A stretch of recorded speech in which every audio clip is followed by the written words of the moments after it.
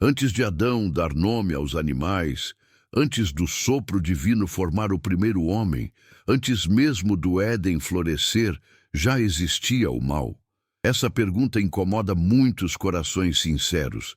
Se Deus criou tudo perfeito, de onde veio a serpente que enganou Eva? A resposta está numa história que aconteceu antes da própria criação humana, a queda de Lúcifer. Hoje você vai descobrir a história original do ser que foi criado para refletir a luz do Criador, mas que escolheu se tornar a personificação das trevas. Não é apenas teologia antiga, é o espelho do conflito que você enfrenta agora, neste exato momento. Porque o mesmo orgulho que derrubou o mais belo dos anjos é o mesmo que sussurra no seu ouvido: você não precisa de Deus. Você pode ser seu próprio Deus. Entender essa história é entender por que casamentos sólidos desmoronam, por que líderes ungidos caem em escândalo, por que cristãos sinceros se afastam da presença de Deus. O orgulho ainda destruba anjos, inclusive anjos com nome e sobrenome que frequentam igrejas evangélicas em 2025.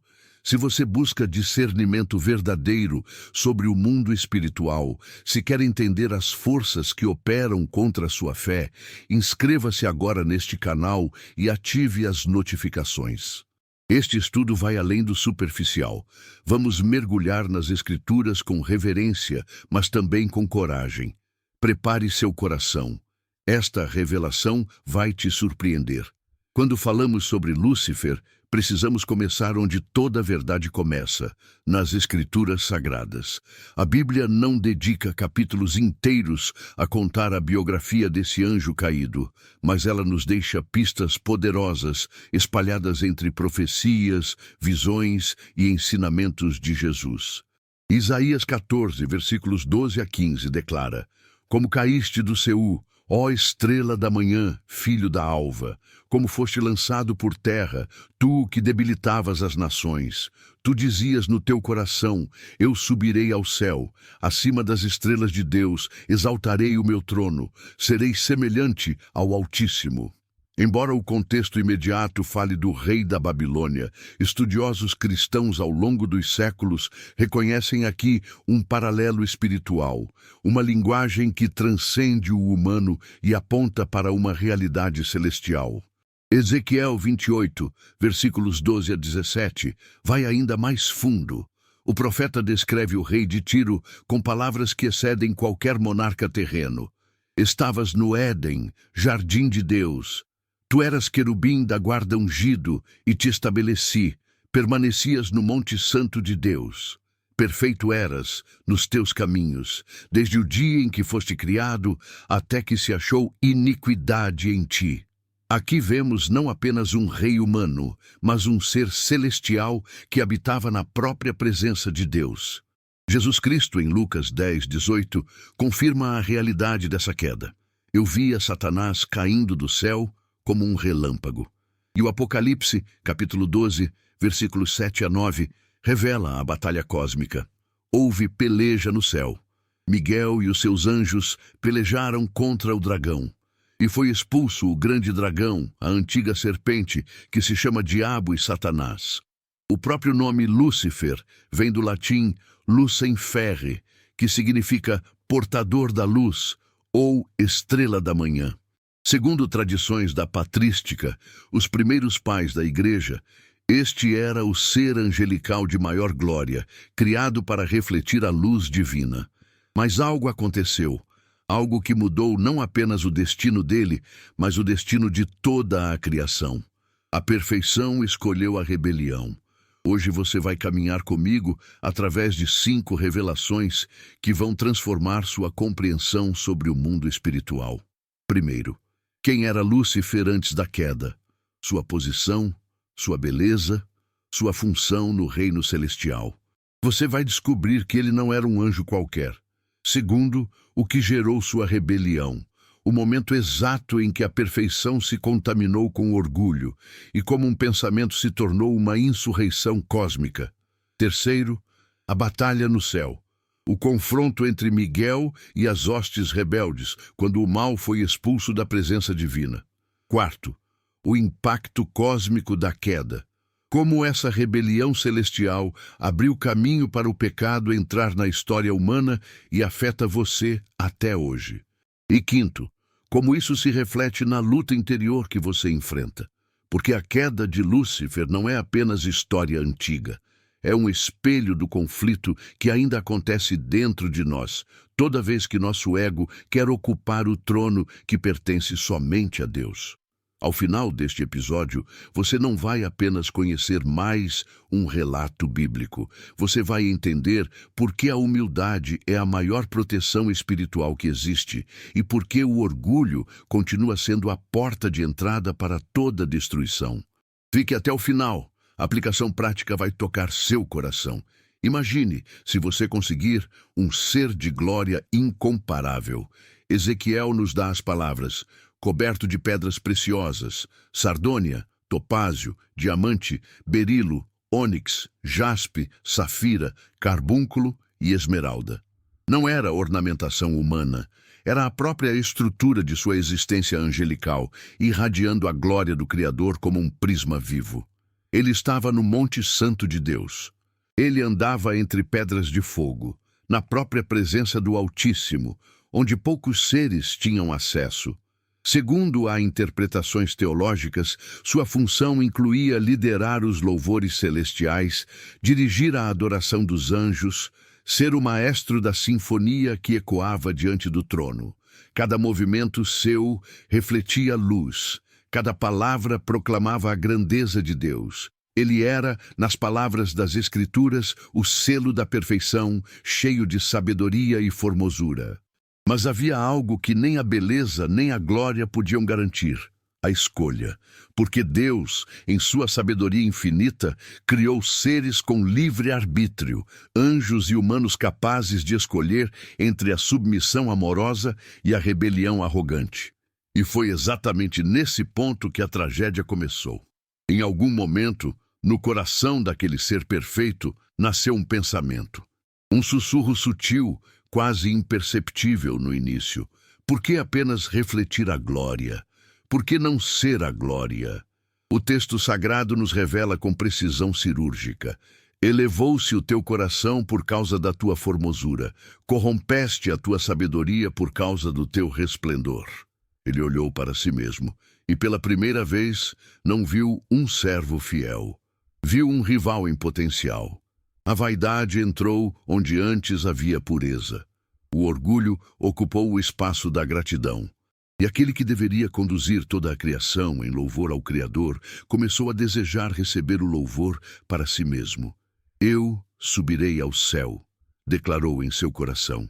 Acima das estrelas de Deus exaltarei o meu trono. Serei semelhante ao Altíssimo. 5 vezes a palavra eu aparece em Isaías 14. 5 vezes o pronome que revela a essência de toda a rebelião, o eu no lugar de Deus. O mesmo eu que ainda hoje destrói vidas, ministérios, famílias e destinos. Agora faça uma pausa comigo e seja honesto. Essa história não está distante de você.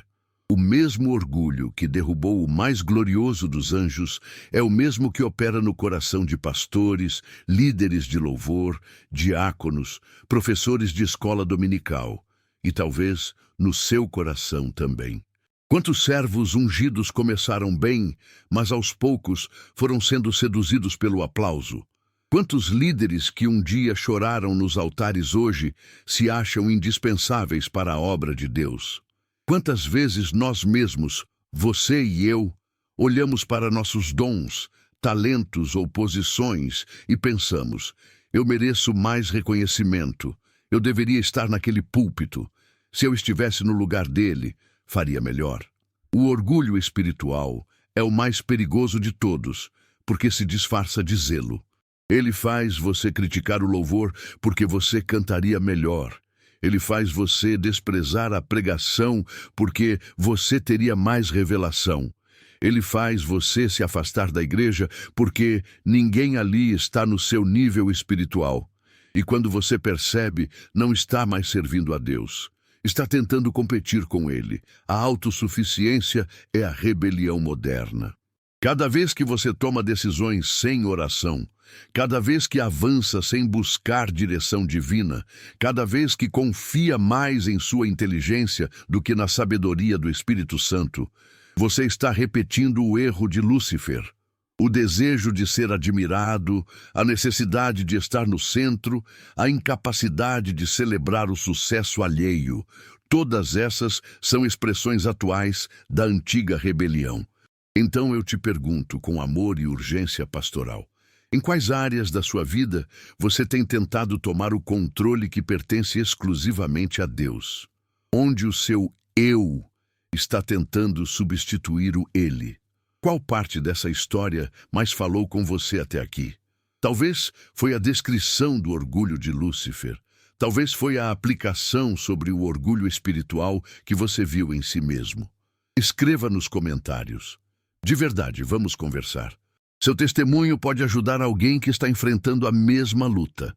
É importante que a gente fale com honestidade sobre como interpretamos esses textos.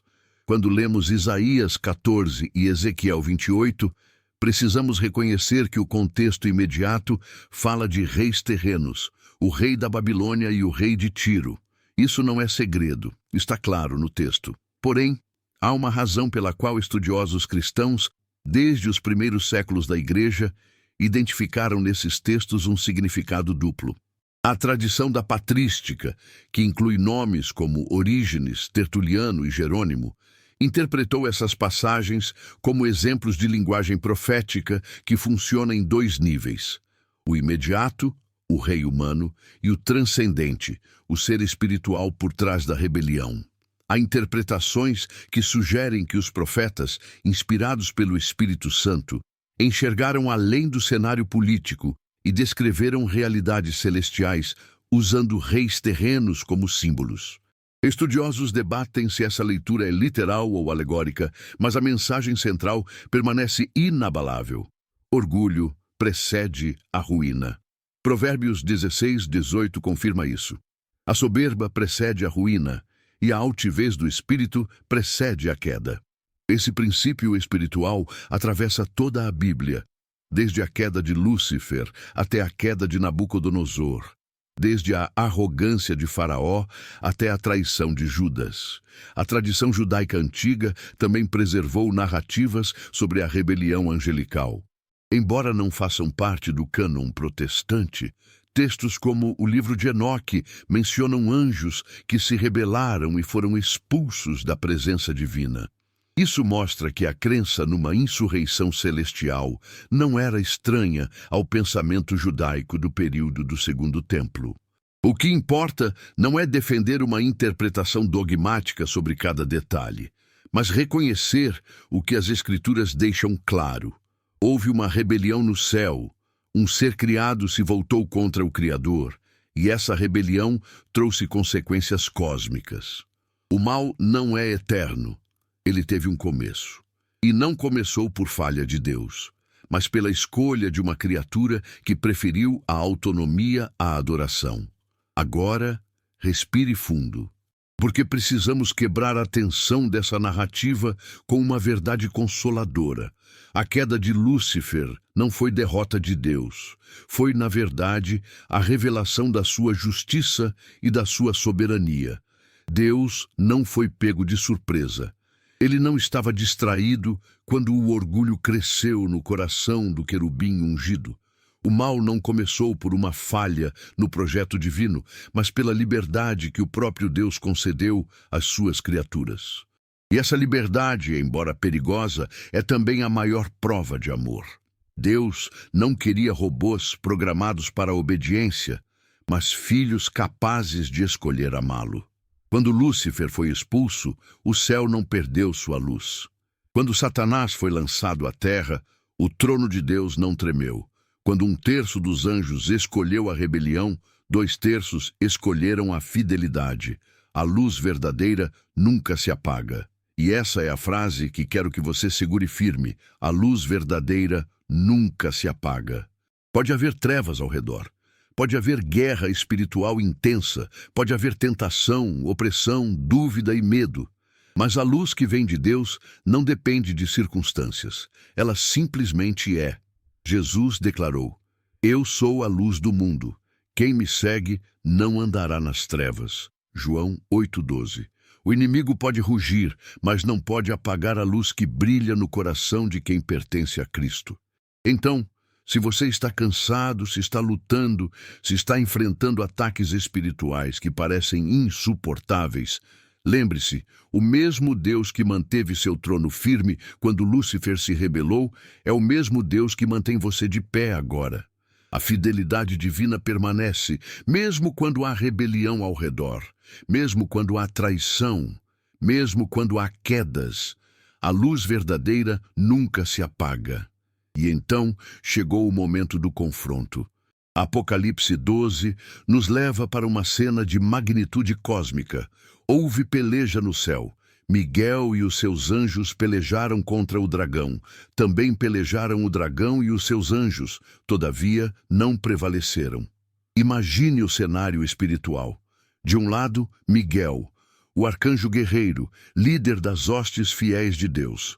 Do outro, o dragão, aquele que antes era portador de luz, agora transformado em acusador, mentiroso e destruidor.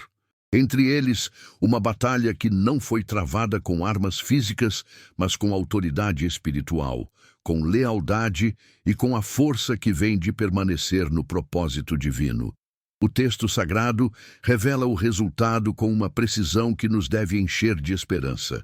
Não prevaleceram. A rebelião foi derrotada, o orgulho foi vencido, a insurreição foi esmagada.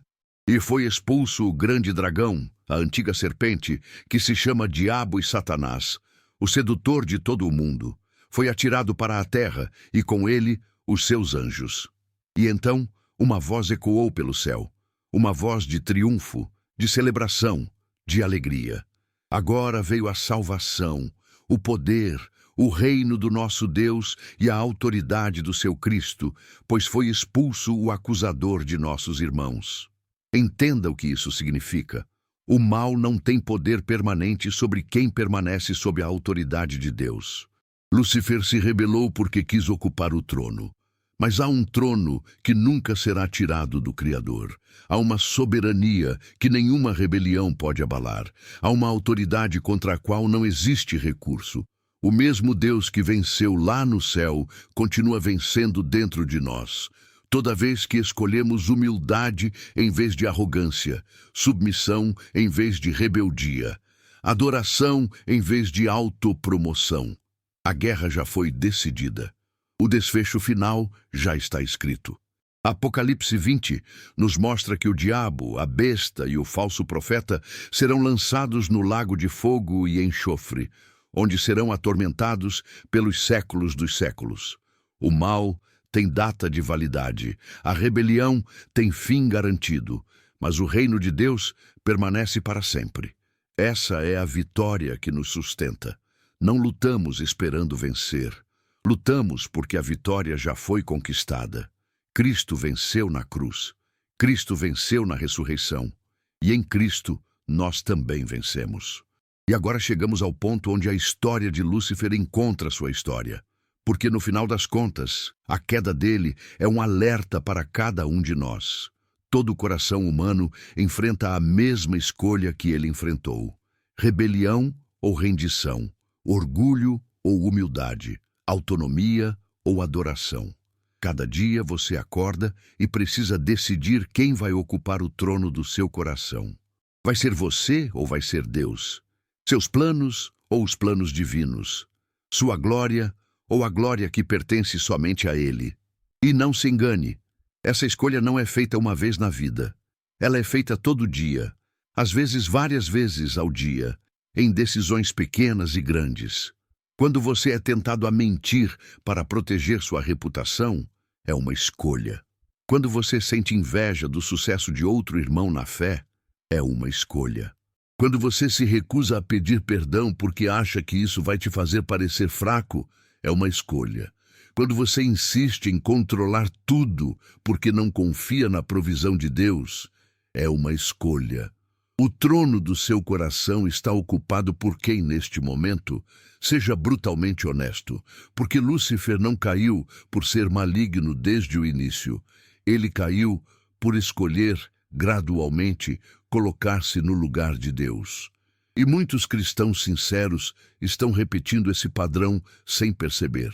A verdadeira grandeza, aquela que agrada o coração de Deus, não está em ser admirado, aplaudido ou reconhecido. Está em refletir a glória divina, não em tentar substituí-la. Está em ser como João Batista, que disse sobre Jesus: "Convém que ele cresça e que eu diminua." João 3,30. Essa é a antítese perfeita do orgulho de Lúcifer. Então eu te convido, agora mesmo, ore. Não uma oração decorada, mas uma conversa honesta com Deus. Diga a Ele onde você tem lutado com orgulho, onde você tem tentado assumir o controle, onde você tem colocado seu eu no lugar do Ele. Confesse, arrependa-se e peça a graça da humildade, porque sozinho nenhum de nós consegue vencer essa batalha. A humildade não é fraqueza, é proteção espiritual. Não é derrotismo, é sabedoria. Não é baixa autoestima, é ter a estima correta de quem somos. Criaturas amadas, salvas pela graça, chamadas para refletir a luz do Criador, não para roubar essa luz para nós mesmos. Estamos chegando ao final deste estudo, mas a jornada não termina aqui. Quero que você saia deste vídeo com 3 certezas inabaláveis no coração. Primeira, o mal é real. Não é uma metáfora. Não é apenas um conceito psicológico. Existe um adversário espiritual que odeia você, odeia sua família, odeia a obra de Deus na sua vida. Mas, e ouça bem, ele é um inimigo derrotado. Ele pode rugir, mas não pode destruir quem está escondido em Cristo. Segunda, Deus é soberano. Ele não está preocupado, não está nervoso, não está tentando descobrir uma solução para os problemas do mundo. O trono divino permanece firme, a autoridade de Cristo é absoluta e o Espírito Santo continua operando em você, transformando você à imagem de Jesus dia após dia. Terceira, a vitória já foi conquistada. Você não precisa lutar com medo, ansiedade ou desespero. Você luta da posição de vitória, não para conquistar vitória. Cristo já venceu. E em Cristo você também já venceu. A queda de Lúcifer nos ensina que o orgulho destrói, mas também nos ensina que a humildade protege. Nos ensina que o mal tem poder limitado, mas que a luz verdadeira vence para sempre. E nos ensina que cada escolha importa, porque foi uma escolha que derrubou um anjo, e é uma escolha que mantém você firme ou te leva à queda. Engajamento final. Se você assistiu este estudo até o fim e ele tocou seu coração, eu quero saber. Escreva nos comentários as palavras "luz verdadeira", para mostrar que você esteve aqui até o final. E conte para mim, qual foi a revelação mais forte que você recebeu hoje? Não se esqueça de curtir este vídeo. Isso ajuda o algoritmo a levar este conteúdo para mais pessoas que precisam deste ensinamento. Compartilhe com alguém que está lutando contra o orgulho ou que precisa entender melhor o mundo espiritual. E se inscreva no canal, ativando as notificações para não perder os próximos estudos.